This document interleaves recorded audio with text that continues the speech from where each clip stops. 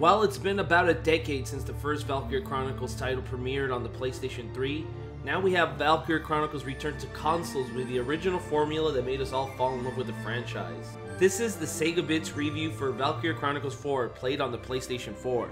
The game's also available on the Xbox One, PC, and Nintendo Switch.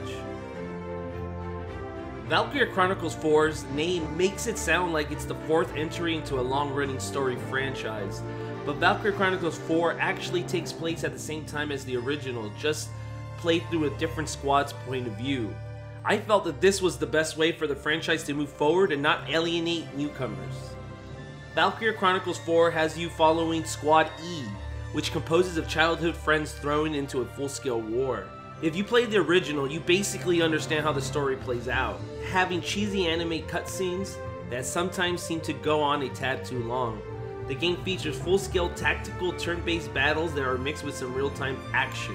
It really does seem that Valkyria Chronicles 4 has more story than the original, but at the same time it took longer for the plot to get moving, as the game slowly introduces elements in the single-player campaign. Graphically, the game is barely better than the original, and that isn't a big deal considering the biggest selling point of the original title was its art style, and that has stayed intact. Sega went all in making Valkyria Chronicles 4 feel like the original, that even its negative aspects made it over. For example, the menus aren't as streamlined as they should be, forcing you to go through multiple menus to do basic things like upgrading your squad and checking personal files. The same goes within the game. Stuff like hitting corners of sandbags seem a bit clunky, exactly like the original.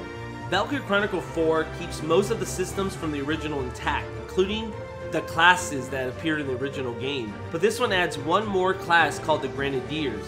This class has low movement speed but allows you to attack across the map with explosive shells as long as the enemy's within your line of sight. Grenadiers can even attack enemies behind cover and if aimed correctly can take out tanks. This class really does change the game since they are so deadly that they feel quite overpowered after a while, especially in the endgame.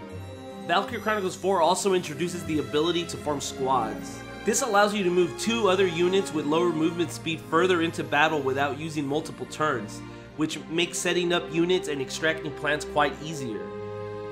Quite similar to squads comes the introduction of APCs, which stands for Armored Personnel Carriers, which is armored vehicles with a lot of movement speed but low firepower. APCs have the ability to carry multiple troops, allowing you to move them across the maps faster. Not only that, troops can stay in the APC to avoid enemy fire. If an APC gets destroyed, any troops on board are taken out of the battlefield, so make sure you park in safe zones.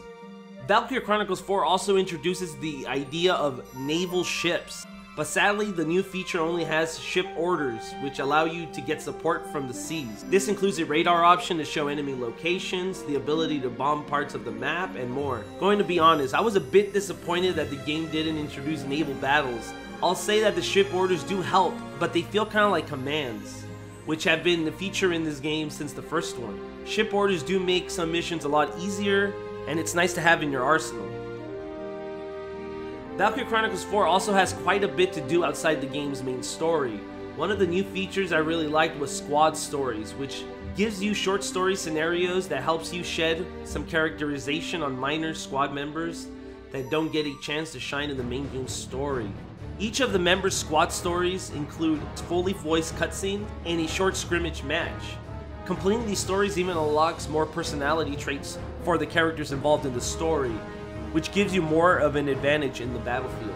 Well, I'm not a huge fan of Sega's DLC policy with this game. The company didn't take out features to sell later. Valkyria Chronicles 4 is a stacked game, giving you over 30 hours of main story, and thanks to the way that the game rates missions and does upgrades, it opens up for a lot of replayability. With new introductions like the Grenadier class, APCs, and the ability to form squads, Valkyria Chronicles 4 definitely opens its system up for a new strategic option. That's why here at SEGAbits we're giving this game an A.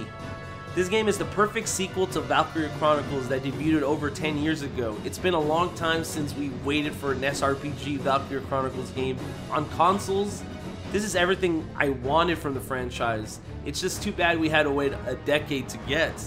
If you've been waiting like me, I highly recommend you pick this game up. I think you'll have a lot of fun with it.